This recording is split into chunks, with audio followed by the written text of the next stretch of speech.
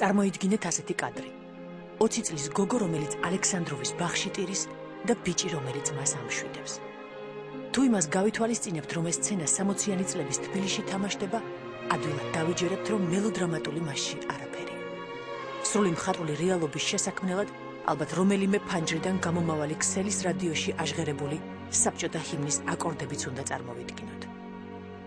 ეს უკვე სულ სხვა კინოა. ეს არის კინო ტოტალიტარიზმისა და სტატისტიკად ქცეულ ტრაგედიაზე. ამ წყვილის ვინაობა კი სცენას ისტორიულ სინამდვილედ აქცევს. ისინი რუსუდან ბერიძე და მერაბ კოსტავა იყვნენ. ასე დაიწყო ამბავი ერთი ადამიანისა, რომელმაც დახვრეტილი მამის ხსოვნისათვის სამყაროს შეცვლა გადაწყვიტა. ხალხის მტრის შვილი ვარ, ასე ვთქვათ, მამაჩემი 1927 წელს გადაასახლეს, დედაჩემი თან გაყვა გადასახლებაში. 38 წელს მამაჩემი უკვე დააპატიმრეს, იქამდე თავისუფალი გადასახლებაში იყო და მე მის შესახებ არაფერი გაგვიგია. დედაჩემი ფეხმძიმედ დარჩა, მამაჩემს არც გაუგია ჩემი დაბადება. 1961 წელს უნივერსიტეტი რომ დაამთავრე, დავიწყე მამაჩემს საფლავის ძიება, ასე ვთქვათ, მიწერე წერილი გენერალურ პროკურატურას, გამივიდა პასუხი, რომ თურმე მამაჩემის საქციელში სისხლის სამართლის შემადგენლობის ნიშნები არ იყო და ის რეაბილიტირებულია. მე ისევ გავაგზავნე წერილი, რომ მე საფლავი მაინტერესებს, ფიქრობდი, რომ თქვათ თუ საფლავი ვიპოვე, გადმოვასვენებ. ამის მერე უკვე დამიბარეს კგბ-ში, მახსოვს მე და მერაბ კოსტავა მივედით ერთად, მერაბი გარეთ დამელოდა, შევედი კაბინეტში. ვიღაც პოლკოვნიკი იყო, რომელსაც ხელში ეჭირა დოკუმენტი და წამიკითხა. ხელში არ მომცა დოკუმენტი და ამ დოკუმენტში ეწერა, რომ მამაჩემი 1952 წელს გარდაიცვალა თირკმლების ანთებით. მე ვთხარი საფლავი მეთქი, საძმო საფლავში დააარსეს თქო. კი, მაგრამ მე ვთხარი თუ თირკმლების ანთებით გარდაიცვალა იმ დღეს რა იმდენი ადამიანი გარდაიცვალა იმ საპატიმროში ავადმყოფობით, რომ საძმო საფლავი დარჩა საჭირო მეთქი. დახვრიტეს თქო. რაღაც ეს ჭერისკენ აიხედა, მე თავი დამიქნი. იქ თავი შევიკავე, გამოვედი მე ალექსანდროვის ბაღში შევედით მე და მერაბი. ცხარი ცნობებით დავიტირე მამა, რომელიც არასოდეს მინახავს და რომელსაც ჩემი არსებობაც არ გაუგია.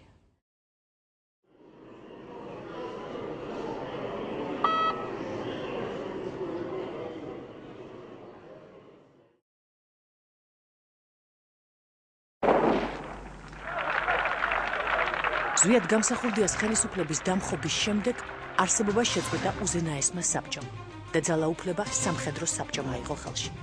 92 წლის მარტში საქართველოში სამხედრო საბჭოს გადაწყვეტილებით ჩამოვიდა ედუარდ შევარდნაძე და პოლიტიკური კრიზისის დასაძლევად პირველი სერიოზული ნაბიჯი გადაიდგა. სამხედრო საბჭო სახელმწიფო საბჭომ შეცვალა. რა თქმა უნდა, ეს უკანასკნელიც არ გახდათ არჩევითი ორგანო, მაგრამ მასში გაერთიანებული პოლიტიკური თუ საზოგადოებრივი ორგანიზაციები, სამეცნიერო თუ შემოქმედებითი ინტელიგენციის წარმომადგენლები სხვა წონას ძენდნენ მაშინდელ უმაღლეს ხელისუფლებას. სოფლიოში მიღებული ცივილიზებული წესების თანახმად ქვეყანას დიდხანს ვერ მართავდა სამხედრო წესრიგი, თუნდაც ეს სახელმწიფო საბჭოთი ყოფილიყო ჩანაცვლებული. ამიტომ უკვე 30 აპრილს გაკეთდა ოფიციალური განცხადება 92 წლის 11 ოქტომბერს საპარლამენტო არჩევნების დანიშვნის შესახებ. არჩევნებში მონაწილეობა მიიღო 47 პარტიამ და ორგანიზაციამ. პარლამენტის თავმჯდომარის თანამდებობაზე წარმოდგენილი იყო ერთადერთი კანდიდატურა. ამ პოსტზე ედუარდ შევარდნაძეს ხმა მისცა ამ უმრჩეველთა 95%-მა. იმავე წლის ბოლოს 4 ნოემბერს საქართველოს პარლამენტის პირველი სხდომა გაიმართა. მძიმე დრო იყო მოგეხსენება და საზოგადოებაში ძალიან ცნობილმა ადამიანებმა ჩათვალეს საჭიროდ, რომ აი ასეთ მძიმე სიტუაციაში მონაწილეობა მიეღოთ პარლამენტის მუშაობაში.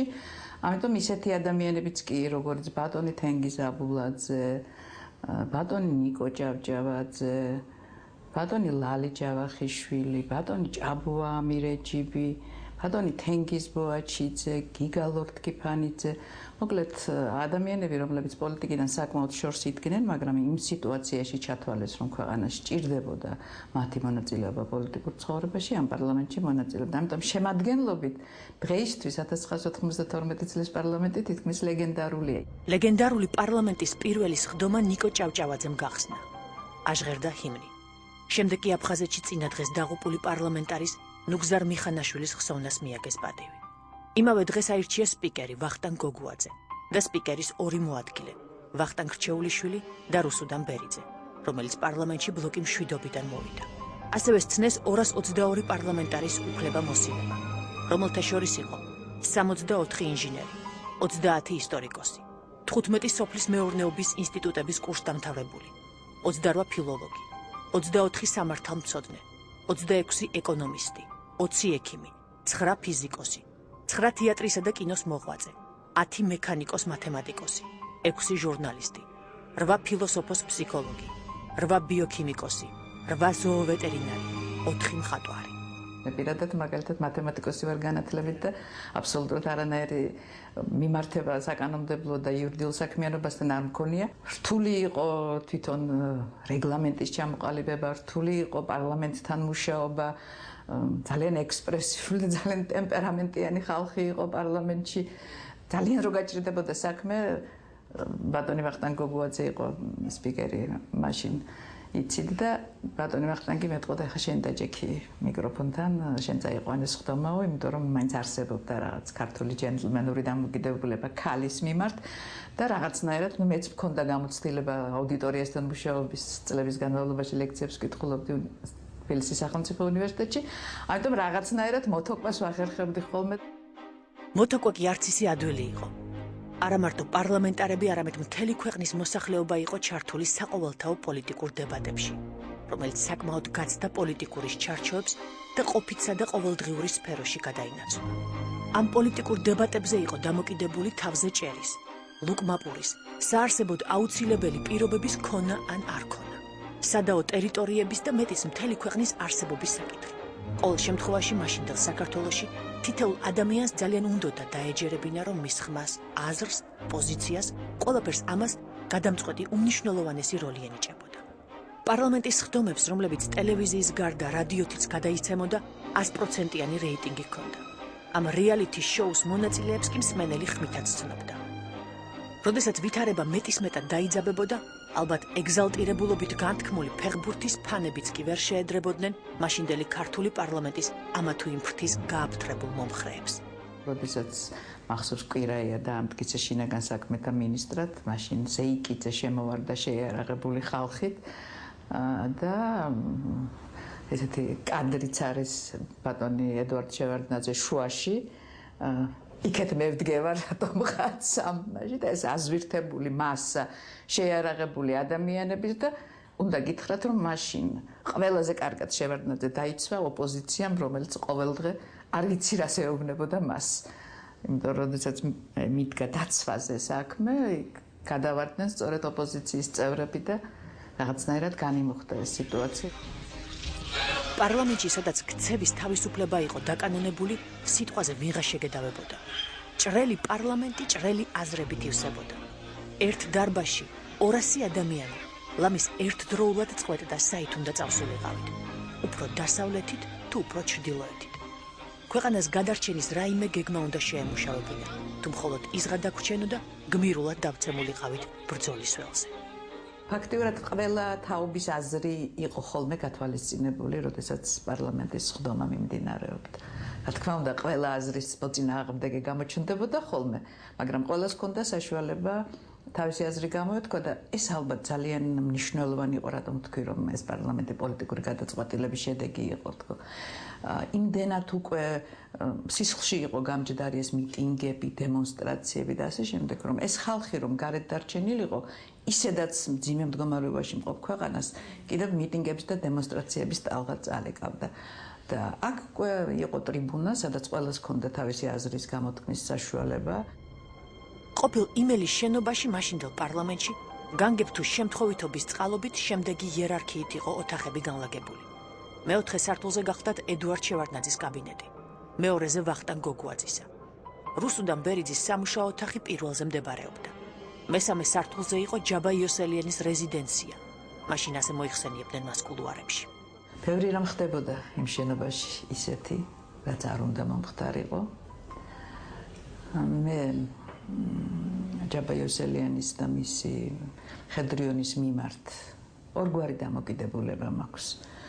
ერთი მახსოვს ის ყველაფერი, რაც ხდებოდა მხედრიონის მიერ ჩადენილი და მხედრიონის სახელით ჩადენილი ერთი მხრივ მაგრამ მეორე მხრივ ვჩერდები ხოლმე, როდესაც მომაგონდება, როგორ გმირულად იბრძოდნენ მხედრიონელები 800 ბიჭი ჩაწვა აფხაზეთის მიწაში და ჯაბა იოსელიანი თავის შვილთან ერთად წინა ხაზზე იყო მთელი ომის განმავლობაში. 3 წლის განმავლობაში ამ ეგრეთ წოდებულმა ექსპერიმენტულმა პარლამენტმა ყოველგვარი ანაზღაურების გარეშე იმუშავა. პირველად რეგლამენტი 95 წელს დამტკიცა. მანამდე კი პოსტზე უნდა დარჩენილიყავი, სანამ საქმე სჭირდებოდა. საქმე იმ დროს ძალიან ბევრი იყო. განსაკუთრებით მათთვის, ვისაც თანამდებობა ეკავა. სამუშაო დღე ჩვეულებრივ 10-12 საათი გრძელდებოდა. არავითარი პირადი ცხოვრება არ ქონდა, ამასთან ერთად არ ქონდა არავითარი ანაზღაურება. კუპონები რომ შემოვიდა, იმ კუპონებს გვიქვითავდნენ და იმითი გვაძლევდნენ ყოველ დღე 2 პურს და ეს ძალიან მნიშვნელოვანი იყო.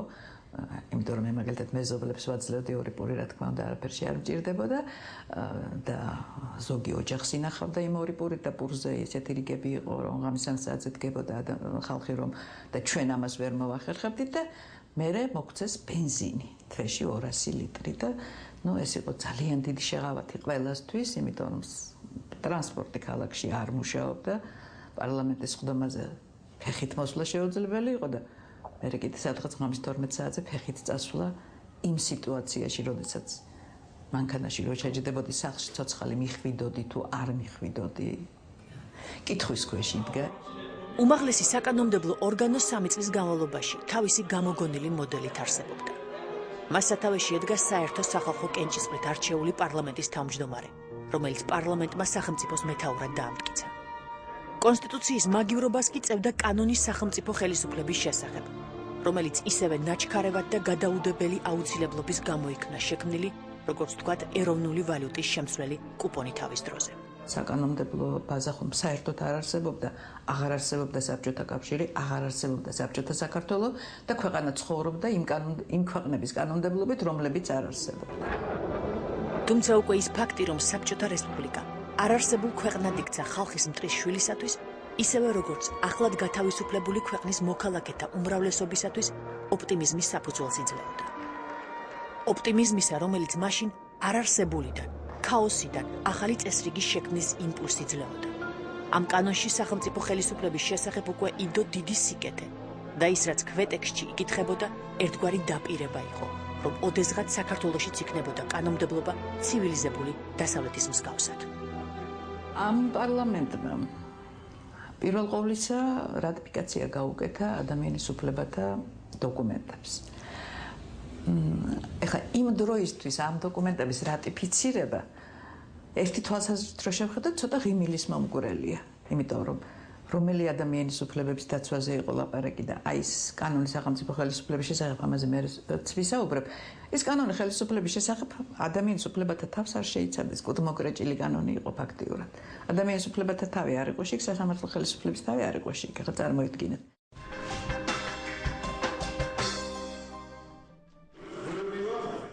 ქვეყანას კონსტიტუცია უნდა მიეღო.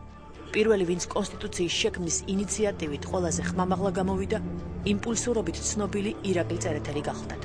მისი წარმოდგენით ფილარმონიაში უნდა შემდგარიყო არც მეტი, არც ნაკლები სახალხო კრება, რომელიც შეიმუშავებდა კონსტიტუციის პროექტს. თარიღიც კი დასახელდა, რა თქმა უნდა, მისთვის ჩვეულ პათოსში გამოთქმულ მოწოდებას ბევრი არავინ გამოხმაურებია. მაგრამ პარლამენტში, სადაც ამ საკითხზე საუბარი უკვე დიდი ხნის დაწყებული იყო, ამ ინიციატივამ პროცესი დააჩქარა. და უკვე 93 წლის თებერვალში უკვე შევარდნაძის ოფიციალური ინიციატივით შეიქმნა საკონსტიტუციო კომისია. ამ კომისიაში შედიოდა საქართველოს პარლამენტის წევრთა დიდი ნაწილი, ყველა პარტიის და ჯგუფის წარმომადგენელთა უმეტესობა, საზოგადოების ცნობილი წარმომადგენლები, უნივერსიტეტის იურიდიული ფაკულტეტის წარმომადგენლები, ქართულ იურისპრუდენციაში მეტნაკლები წონის მქონე ყველა სახე და სახელი. და რა თქმა უნდა, ამ კომისიის შემადგენლობაში მოხვდა ვიცე-სპიკერი რუსუდან ბერიძეც. ვახტანგ გოგუაძემ კონსტიტუციის პროექტზე სამუშაო წინასწარი შეხვედრებისათვის თავისი სათათბირო ოთახი დათმო. ამ შეხვედრების ტრანსლირება პარლამენტის ხდომებისაგან განსხვავებით არ ხდებოდა, რის გამოც ალბათ ქართულმა პუბლიკამ მაშინ ბევრი საინტერესო რამ ვერ იხილა. ერთ-ერთი ყველაზე რთული რამ ძველი გამოცდილების ხალხის კომუნისტური ჩარჩოებიდან გამოყვანა და ახალი სამყაროს რთულ განზომილებაში გარკვევა იყო. სამყაროში, რომლის ბევრი არაფერი ესმოდა, იმათაც, ვინც ძველის დანგრევის უშუალო მონაწილე გახდათ. შხუბობდით, დავობდით, კამათობდით, ყველაფერზე კამათობდით. თბილისი არის თუ არა საქართველოს დედაქალაქი, ამაზედაც მიდიოდა კამათი. ყველაფერზე კამათობდით. ძალიან ხშირად კონფრონტაციული იყო სიტუაცია. მე სხვათა შორის ამ წინასწარ შეხვედრებზე მოვხვდი, როგორც ოპოზიციის მხრიდან ვიცე-სპიკერი, ასეთნაირად მოვხვდი, მაგრამ მე რაღაცნაირად ისე გამოჩნდა, რომ ვერცერთმა მამაკაცმა ვერ გაუძლო იმ დაძაბულობას, რომელიც დარბაზში სუფევდა, ამიტომ რაღაცნაირად მე გავხდი ამ წამყვანი ამ შეხვედრების, იმიტომ რომ მან ცოტა ანგარიშს მიწევდნენ, ისე ძალიან არ ყვიროდნენ, როდესაც მე მიმყავდა ეს ყველაფერი, მაგრამ ძალიან მართლა ნებათა ღელვის კორიანდელი იყო დარბაზში. მე მგონი მთელ შენობაში ისმოდა ხოლმე ხმამაღალი ლაპარაკი. 1995 წელი. სამი საშინელი შოკის მომგვრელი წლის შემდეგ ქვეყანაში შენების პირველი ნიშნები გამოჩნდა. გაისმა მოწოდებები არსებული პარლამენტის უფლებამოსილების გაგრძელების ან ახლის არჩევის შესახებ. თუმცა ახალი ხელისუფლების შესაქმნელად არავითარი საკანონმდებლო ბაზა არ არსებობდა. 93 წელს შექმნილმა საკანონმდებლო კომისიამ 95 წლის მაისში მუშაობა დაასრულა და პარლამენტს კონსტიტუციის პროექტი გადასცა. ეს იყო პროექტი ქვეყნის საპრეზიდენტო მოწყობის შესახებ.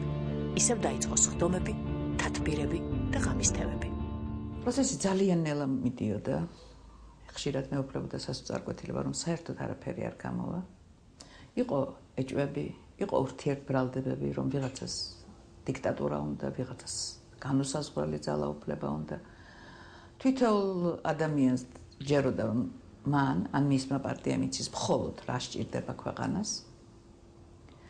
რომ გვეგონა ხოლმე, რომ რამდენიმე ნაბიჯი წინ გადავდგეთ, აღმოჩნდებოდა, რომ საწყის წერტილში დავბრუნდით და ყველაფერი თავიდან არის დასაწყები. დადგა დღე, როდესაც კონსტიტუციის პროექტი უკვე მზად იყო უმაღლეს საკანონმდებლო ორგანოში წარსადგენად. დაახლოებით 20 ადამიანისაგან შემდგარი ჯგუფი ქართული კონსტიტუციის მამები, თუ შეიძლება ასე ითქვას, დაძაბული ელოდნენ ამ დღეს. ჯონი ხეცურიანი, თედო ნინიძე, ავთო დემეტრაშვილი, მინდია უგრეხელიძე, აცგარდაცვლილი გივი ინწკირველი და სხვები. არავინ იცოდა, როგორ შეხვდებოდა საბჭოთა წყობაში გამობრძმედილი საზოგადოება ცხოვრების ახალ კანონებს, საქართველოს კონსტიტუციას. სახელმწიფოს მეთაურმა მედამავალა კონსტიტუციის პროექტის ტრიბუნასთან გამოტანა. შეშინებულმა უპასუხა, რომ მე ამას ვერ შევძლებ. იურისტი არ ვიყავი, იურისტებიც კი კონსტიტუციონალიზმს რამდენიმე ათეული წელი სწავლობენ. მან მითხრა, რომ დარწმუნებულია, რომ მე ამას შევძლებ. საქმე ის იყო, რომ მე მაშინ შევარდნეთის ოპოზიციაში ვიყავი, მაგრამ ალბათ ჩემი არარადიკალური ხასიათის გამო უმრავლესობისთვისაც მისაღები ვიყავი. უფრო მეტად, ვიდრე ვთქვათ ვახტანგ ხმალაძე, რომელმაც კონსტიტუციის პროექტის მომზადებაში დიდი როლი შეასრულა. ცოდნად ჩემზე მეტი ჰქონდა გამოცდილებაც, მაგრამ ვახტანგი რადიკალი ოპოზიციონერი იყო და მისი ტრიბუნასთან გამოჩენა უმრავლესობის გაღიზიანების გამოიწვია. რამდენი ადამიანიც იყო პარლამენტში, იმდენი იყო აზრიც. ის, რომ კენჭისყრაზე მომხრე ხმების საკმარისი რაოდენობა ხანდახან მაინც აღმოჩნდებოდა, სასწაულს გავდა. ეწინააღმდეგებოდნენ ან ემხრობოდნენ რომელიმე მუხლს, რომლის შინაარსიც ცოტას ესმოდა. მათემატიკოს რუსუდან ბერიძეს ყველაზე მეტად არსებითი თემიდან გადახვევის ეშინოდა.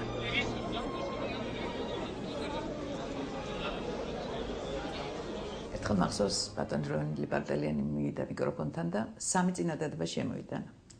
არც ერთ იმ საკითხთან, რომელსაც ვიხილავდით, იმასთან არაფერი კავშირი არ ჰქონდა. ეთქობა ძალიან სასოწარკვეთილი სახე მქონდა, დაჯდა, ცოტა ხნის პერი წამოდგა, ისე მოითხოვა სიტყვა და გამოაცხადა ხმამაღლა. ქალბატონო რუსუდან, თქვენი ხათრით სამივე წინადადებას ვხსნი. მე ამოვისუნთქე შვებით და მეც მიკროფონში გამოვაცხადა. როინ ძალიან კარგი ბიჭი ხარ. პარლამენტი ნელ-ნელა აუჩქარებლად განიხილავდა კონსტიტუციის პროექტს. საქმე მე-40 მუხლამდე მევიდა, რომელიც უდანაშაულობის პრეზუმპციას გულისხმობდა. ეჭვმიტანილი არ არის ვალდებული უდანაშაულობა ამტკიცოს. ეს ბრალმდებელის მოვალეობაა. თუ როგორ გაიჟღერებდა მსგავსი ნოვაცია, დარბაზში მსხდომის საბჭოთა კანონმდებლობას ნაჩვევი გამომძიებლებისა და პროკურორებისათვის ძნელი წარმოსადგენი არ არის.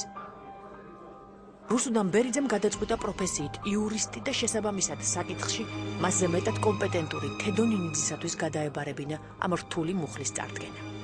გამოვიდა ბატონი თედო, მისთვის ჩვეული ჭერმეტყველებით. არაჩვეულებრივად კარგად ახსნა ეს მუხლები, მათი სიახლე, მნიშვნელობა, ცივილიზებული სამყაროს მათი არსებობა და ასე შემდეგ და შეატყო, რომ დარბაზი ძალიან არაკეთილმოსურნედ უყურებს, გაბრაზდა და დაიწყო უკვე მაღალ ტონებში ლაპარაკი. ქვეტექსტი ასეთი იყო მისი სწავლების, რა რეტროგრადები ხართ, როგორ ვერ ხვდებით რა პროგრესზე ვლაპარაკო. პარლამენტი გაბრაზდა და მუხლი, რომელიც შეიძლებოდა შანსი გქონდა, რომ იმ დღეს გვეყარა კენჭი და მიგვეღო, მეორე დღისთვის გადაიდო. ის დღე იყო და ის დღე იურისტებისკენ აღარ გამიხედავს, ვიქნებ ჯობია ჩემი დიპლომატიური მეთოდებით ვიმუშაოთ. სიტყვა მომეც.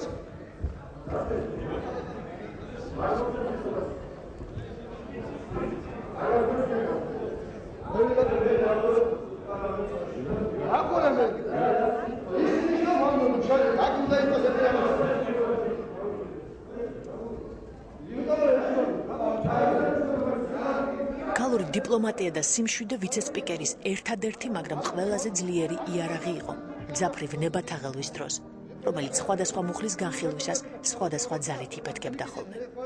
იყო მუხლები, რომელთა განხილვაც მეორედ მოსვლას ემგვანებოდა. მაგალითად, ერთ-ერთი ყველაზე ხმაურიანი გამოდგა მუხლი ორმაგი მოქალაქეობის შესახებ, რომელმაც პარლამენტს ორდღიანი წარღვნისწინა განსაცდელი მოუვლინა. იყო სულ რამდენიმე ადამიანი, რომელიც მსგავსი ბატალიების დროს თავის შეკავებას ისე ახერხებდა, რომ ოპონენტებისათვის შეურაცხყოფა არ მიეყენებინა.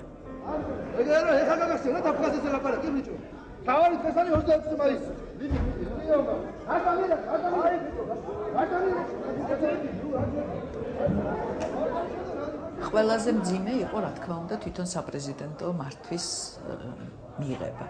იქ რაღაცა მე მახსოვს მოვიგონე სარეიტინგო კენჭის ბეკერ მოვიგონე არსებობდა, მაგრამ გამოვიყენეთ ეს სარეიტინგო კენჭისყრა მუხლს რომ შევათავყუდებდით, რომ ზათარი თითქმის მაშინ კენჭისყრას საიტინგო კენჭისყრას ჩავატარებდით და შევხედავდით რამდენი ხმა გვაქვს, ხან 140 ქონდა, ხან 142, ესე იგი არ ვარ გაჯე, არ არის მუხლი მზად. ასე რომ საპრეზიდენტო მოდელის მიღებას 3 დღე დასჭირდა ერთ მუხლს, რომ საქართველოს პრეზიდენტი როგორც ინსტიტუტი მიღებულ ყოფილიყო. ეს ყველაზე მძიმე იყო. არ შეიძლება რომ პრეზიდენტი და პარლამენტი ერთდროულად იქნას არჩეული, იმიტომ რომ მაშინ ვაკუუმი იქნება და ამიტომ ეს სწორი იყო და ამაზე არ დიდი კამათი არ ყოფილა, მაგრამ თავისთავად პრეზიდენტი იყოს თუ არა, მე პრეზიდენტის თითოეულ უფლებამოსილებას რამდენი ეგ ჩამოთვლილი ხო? თითოეულ უფლებამოსილებაზე ომი იყო და ბრძოლა იყო, მივცეთ ეს უფლებამოსილება, არ მივცეთ ეს უფლებამოსილება, ხომ არ იქნება განუსაზღვრელი. ძალიან ვცდილობდით, რომ ხელისუფლების დანაწილების პრინციპები დაცული ყოფილიყო, რომ პარლამენტი ძლიერი ყოფილიყო, პრეზიდენტის ინსტიტუტი ძლიერი ყოფილიყო და სასამართლო ხელისუფლება დამოუკიდებელი ყოფილიყო. სავარაუდოდ ძალაუფლებას მიჩვეული შევარდნაძისათვის ადვილი არ უნდა ყოფილიყო იმის ყურება, თუ როგორ თამაშობდნენ დემოკრატიას ახალი საქართველოს ახლად გამომცხვარი დემოკრატები. თუმცა მაშინ ყველა სწავლობდა, ალბათ სწავლობდა შევარდნაძეც. გითხარით კიდეც იყო მომენტი, როდესაც დამთავრდა ეს ხდომა, წინასწარია შეთანხმების ხდომა და 2-3 ადამიანი ვიყავით დარბაზში, შემოგხედეთ და თქვენ კაი ცეკას მდივანი რო ვიყავით და ვარ დღამდე მუშცმაგიდაზე და ყველაფერი გადაწყვეტილი იყო. რასაკვირველია უჭირდა მასაც. და რასაკვირველია, რაღაცები ისე უნდა დაყოფილიყო, როგორც თვითონ მას წარმოედგინა ქვეყნის მართვა. ეს ბუნებრივი იყო, მაგრამ გითხრა როზაწევა იყო, ნამდვილად არ ყოფილა. კონსტიტუციაზე მუშაობის დაწყებამდე რუსუდან ბერიძეს კარგად არ ესმოდა იურისტთა რებუსების. სამაგიეროდ კარგად ჰქონდა თავისი აზრით ჩამოყალიბებული ადამიანის სიკვდილით დასჯის შესახებ. ასეთი სამართლის ძალა მან თავის თავზე ჯერ კიდევ შორეულ 61-ში გამოსცადა. როცა კგბ-ს შენობაში მამის თირკმელის ანთებით უეცარი გარდაცვალების შესახებ 20 წლით გვიანაცნობას. იმ დღიდან სიკვდილით დასჯის კატეგორიული წინააღმდეგი ვიყავი. მე დროთა განმავლობაში განათლებაც მომემატა ცოდნაც და უკვე არგუმენტაციით ჩამომიყალიბ და ჩემთვის ორი ძალიან მყარი არგუმენტი არსებობს ამისთვის. პირველი ეს არის, რომ შეიძლება მოხდეს გარკვეული დროის შემდეგ, რომ ეს ადამიანი უდანაშაულო ყოფილა და ის უკვე დახვრეტილია, ან სიკვდილით არ დასჯილი სხვა გზით. და მეორე სახელმწიფომ არ უნდა შეასრულოს ჯალათის როლი. როდესაც სახელმწიფო უშვებს სიკვდილით დასჯას და ყავს ჯალათი, ესე იგი უშვებს, რომ შეიძლება ერთმა ადამიანმა ჯალათმა მოკლას მეორე ადამიანი. მაშინ მოქალაქეც ხომ ფიქრობს, რომ მოქალაქე, რომელსაც შეიძლება ძალიან ბევრი საფუძველი აქვს ვიღაც მეორე ადამიანის მოსაკლავად, მან შეიძლება დაუშვას, თუ სახელმწიფო ამას აკეთებს, მე რატომ შეიძლება. სხვა არგუმენტებიც ბევრი არსებობს, მაგრამ მე პირადად ასე ვიყავი განწყობილი სიკვდილით დასჯის მიმართ. კონსტიტუციის მე-15 მუხლის განხილვას, რომელიც საშუალებას იძლეოდა უკვე 95 წლიდან, აღარ ყოფილიყო საქართველოში სიკვდილით დასჯა, პარლამენტისაგან საკმაოდ რადიკალური, უარყოფითი პასუხი მოჰყვა. 200-ზე მეტი დეპუტატიდან მხოლოდ 42 ხმა გამოვიდა სასჯელის უმაღლესი ფორმის მოწინააღმდეგე. თუმცა პროგრესი მაინც იყო. მაგრამ მოხერხდა ძალიან კარგი ფორმულირების მოძებნა და დიდი ომის შემდეგ, მაგრამ იღება. მე-15 მუხლი კონსტიტუციაში ასე შეტანილი.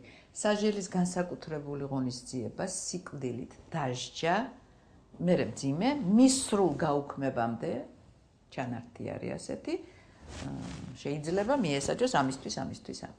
აი ეს ფრაზა მის სრულ გაუქმებამდე უკვე ამბობდა იმას, რომ ქვეყანა განწყობილია და ქვეყნის მიზანი არის საბოლოოდ სიკვდილის დასჯის გაუქმება.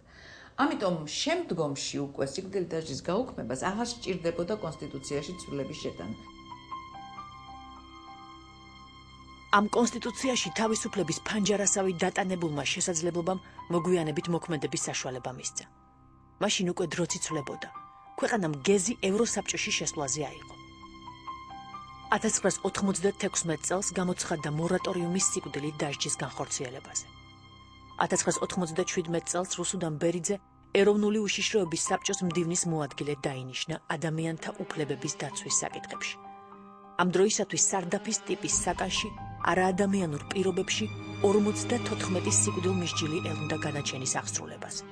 ყოველმა მათგანმა იცოდა, რომ უკვე გამოცხადებული იყო მორატორიუმი, მაგრამ ასევე ყველამ იცოდა, რომ ამ მორატორიუმის შეცვლა ერთი ხელის მოსმით შეიძლებოდა. რუსუდან ბერიძე ინიციატივით გამოვიდა. მან შეძლო სიკვდილმისჯილთა საკითხის განსახილველად ერთად შეეკრიბა უშიშროების საბჭოს მდივანი ნუგზარ საჯაია, გენერალური პროკურორი ჯამლეთ ბაბელაშვილი, უზენაესი სასამართლოს თავმჯდომარე მინდია უგრეხელიძე, იუსტიციის მინისტრი ჯონი ხეცურიანი, შინაგან საქმეთა მინისტრი კახათ არგამაძე. შესაბამისი დოკუმენტაციის გამზადების შემდეგ რუსუდან ბერიძე შეხვდა ედუარდ შევარდნაძეს. ის კი სამართალდამცავების შეხვედრაზე ახალი ინიციატივით წარსდგა. შეხვედრას 1000-მდე ადამიანი ესწრებოდა. პროკურორები, მოსამართლეები, პოლიციის უფროსები, სისტემის მთელი ელიტა, რომლებიც აღზრდილნი იყვნენ საბჭოთა კანონმდებლობაზე და რომელთათვისაც სიკვდილით დასჯა სრულიად ბუნებრივი ზომა გახლდათ. როდესაც გამოვიდა, ხსენება წაიკითხა და შემდეგ თქვა, რომ მე მაქვს ხელში ბრძანებულების პროექტი, რომ აი ეს 54 სიკვდილმისჯილი შეწყალებული იქნას პრეზიდენტის ბრძანებულებით, მაგრამ ამას მე ხელს მოვაწერ, თუ თქვენ მხარს დაუჭერთ. დაამთავრა, ჩამოდგა საშინელი სიჩუმე, მე მომეჩვენა რომ ეს სიჩუმე 2 წუთი გაგრძელდა, მაგრამ ალბათ რამდენიმე წამი გაგრძელდა და მე დარბაზში გაისმა ტაშის ცემა. იქაც შევარდნაძემ ხელი მოაწერა, ამაზე ძალიან ძიმე გადაწყვეტილება იყო, იმიტომ რომ შევარდნაძე მარტო იმ სიკვდილმისჯილების პრეზიდენტი ხომ არ იყო, იმ დაზარალებული ადამიანების პრეზიდენტიც იყო, ხომ? 1997 წლის 11 ნოემბერს საქართველოში სიკვდილით დასჯა გაუქმდა. უკვე მესამედ მის ისტორიაში და იმედია საბოლოოდ.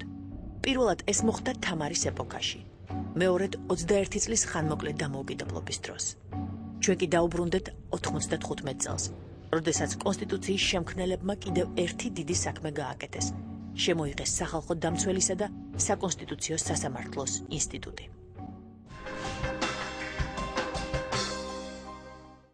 15 გადაწყვეტილება მიიღო, სანამ მე თვალს ვადევნებდი ყველაფერს. 15 გადაწყვეტილება მიიღო საკონსტიტუციო სასამართლომ, ყველა იყო პრეზიდენტის საწინააღმდეგოდ შეტანილი სარჩელი, 8 სარჩელი პრეზიდენტის საწინააღმდეგოდ გადაწყდა და 7 არ გადაწყდა მის საწინააღმდეგოდ, იმიტომ რომ იმ შუალედში სანამ საქმე განიხილებოდა, პრეზიდენტმა ის ბრძანებულება შეცვალა. ამას საზღვარგარეთ რომ ვამბობდი, ყველა აღფრთოვანებული იყო, რომ ნუ აი 15 გადაწყვეტილებიდან საკონსტიტუციო სასამართლო 8 გადაწყვეტილებას პრეზიდენტის საწინააღმდეგოდ იღებს. ეს უკვე ნიშნავს, რომ ამ საკონსტიტუციო სასამართლოს დამოუკიდებლობის მაღალი ხარისხი აქვს. ძირითადი ჯგუფი, რომელიც კონსტიტუციაზე მუშაობდა, სხდომების დასრულების შემდეგ ისევ იკრიბებოდა და მეორე დღეზე მსჯელობდა. რუსუდან ბერიძემ მერეც მთელი ღამე მეცადინეობდა. იზეპირებდა თითეული დეპუტატის აზრს. ეს ფსიქოლოგიური მომენტი იყო. სხდომაზე ყველა გვარით და სახელით უნდა მოეხსენიებინა. კონსტიტუციის განხილვა სადაცაა ფინალში გადიოდა. თუ ნდობას დაკარგავდა, საქმე ცუდად წავიდოდა და ხმებს ვერ მიიღებდნენ. ეს თავისთავად კონსტიტუციის ჩავარდნას ნიშნავდა. 1995 წლის 23 აგვისტოს დასრულდა 119 მუხლის განხილვა. 24-ში დაინიშნა საბოლოო კენჭისყრა. კონსტიტუციის მიღებას პარლამენტში ბევრი მოწინააღმდეგე ყავდა. გათენდა 24 აგვისტოს დილა დაიწყო სხდომა, გამოცხადდა კენჭისყრა. ისეთი სიჩუმე იდგა დარბაზში, მე პირადად გულისცემა მესმოდა. აიმთო ტაბლო, კონსტიტუცია მივიღეთ. მომხრე იყო 157, ზუსტად იმდენი რამდენიც სჭირდებოდა 2/3-ს. დანარჩენ ზოგმა თავი შეიკავა და ზოგმა ხმა საერთოდ არ მოგცა. მაგრამ კონსტიტუცია მივიღეთ. სახელმწიფოს მეთაური ტრიბუნასთან მივიდა, ძალიან საზეიმო ჟღერადობა ჰქონდა მის ხმას, მაგრამ დაქანცულობაც საკმაოდ ეტყობოდა. იყო პოლიტიკური ჯგუფები, რომლებსაც ძალიან სურდათ, რომ 92 წლის პარლამენტს უფლებამოსილება გაგრძელებოდა. რადგან ზოგიერთი პარტია ერთი ან ორი კაცით იყო წარმოდგენილი და ახალ პარლამენტში არანაირი შანსი აღარ ექნებოდა. ისმოდა ხმამაღალი საუბრებიც მათგან, ვისაც ახალი ხელისუფლება ძველ ცოდვებს გაუხსენებდა. ბევრი თვლიდა, რომ ეს შევარდნაძის თარგზე გამოჭრილი კონსტიტუცია და ეს იწვევდა პროტესტს. მაგრამ მიუხედავად ასეთი აზრთა სხვადასხვაობისა, პროგრესული ნაწილი მაინც თვლიდა, რომ ქვეყნისათვის მოცემულ მომენტში კონსტიტუციის მიღებაზე მნიშვნელოვანი არაფერი იყო. ბატონო ნოდარმა ნათაძე ხმა მისცა კონსტიტუციას და რომ დამთავრდა და აღმოჩნდა რომ ხმების 158 იყო თუ რაღაცა რომ დაინახა რომ რაოდენობა საკმარისი, მე არ მიმიცია ხმა უშეცდომა არის. და მე გამოწყდა რომ თურმე ესე ფიქრობდა რომ კონსტიტუციის მიღება რა აუცილებელი იყო ეს მოდა. მაგრამ თვითონ არ უნდა ამ კონსტიტუციაზე, რადგან შევარდნაძის კონსტიტუცია იყო ხელის მოწერა. ამიტომ თუ დააკლდებოდა ხმა, მისი ხმა ხო იყო. და თუ არა და მე იტყოდა რომ არა მე არ მიმიცია ხმა. დაუფარავად მიუჩვენებ ხას რომ გეშინია თქვენ არჩევნები. როიცი თუ არჩევნებში ვერაფერს ვერ მოიპოვებ. იმ დღეს ვერაფერიც ვერ გავაკეთეთ. იყო რაღაცა გაოგნების გრძნობა რომ ეს ყველაფერი დამთავრდა და როდესაც ასეთი სიტუაცია დგება, გრძნობ რაღაცა განუზომელ დაღლილობას, იმიტომ რომ ფაქტიურად მე პირადად ორი თვე არ მიძინი. იყო რაღაცა საოცარი დაღლილობის გრძნობა და გაოგნების გრძნობა, რომ ღმერთო, თუ ეს ყველაფერი დამთავრდა. კონსტიტუციაზე ხელმოწერის თარიღად დადგინდა 29 აგვისტო. თარიღი, რომელიც საქართველოს მოსახლეობას სულ სხვა მოვლენით დაამახსოვრდა.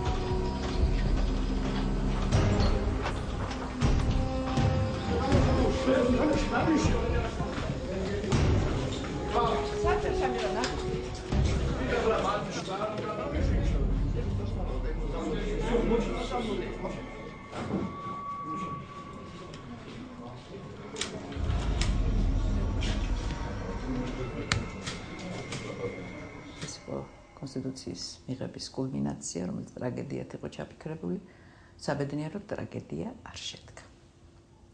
ასეთ იყო საქართველოს მეექვსე კონსტიტუციის მიღების დრამატული ისტორია.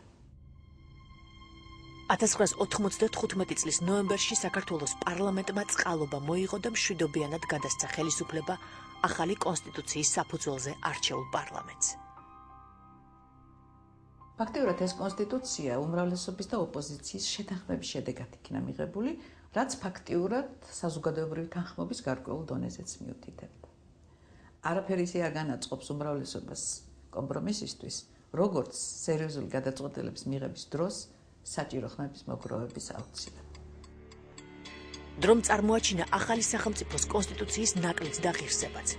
მისი შექმნიდან 3 წლის შემდეგ 1998 წელს პირველად ალაპარაკდნენ კონსტიტუციაში რადიკალური ცვლილებების შესახებ. საზოგადოებაში ამან არაერთგვაროვანი რეაქცია გამოიწვია. დღესაც ბევრს საუბრობენ როგორც კონსტიტუციის არასრულყოფილების, ისე მისი ხელშეუხებლობის თემაზე.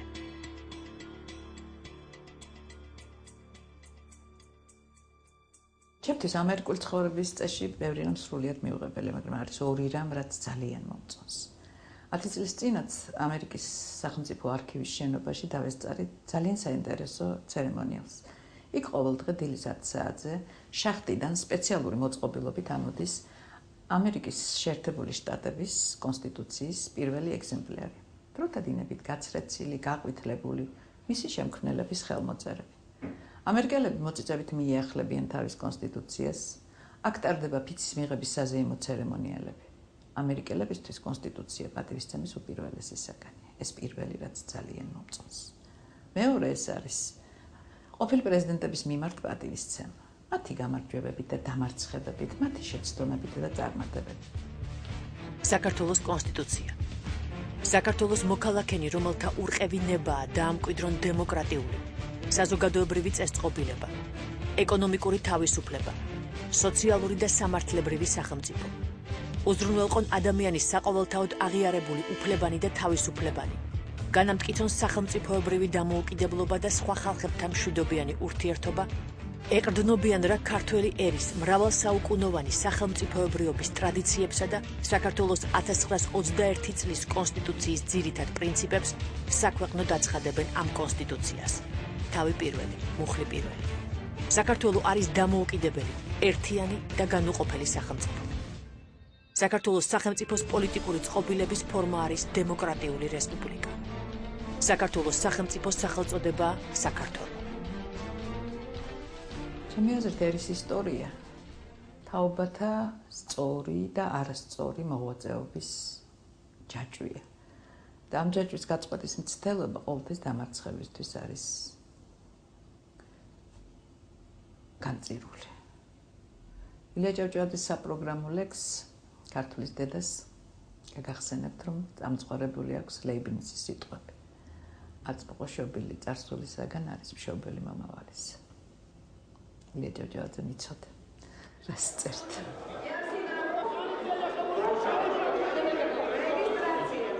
ალბათ ლოგიკურია, რომ ახალი ქვეყნის აწყყო მათ გარეშე არ იქმნებოდა, ვინც ყველაზე მძაფრად გამოსცადა დიდი და უმისამართო საბჭოური წარსულის ტრაგიზმი. საქართველოს მიიღო კონსტიტუცია. ეს არ არის უბრალო კადრები ქრონიკიდან, ეს არის დრამის ფინალი.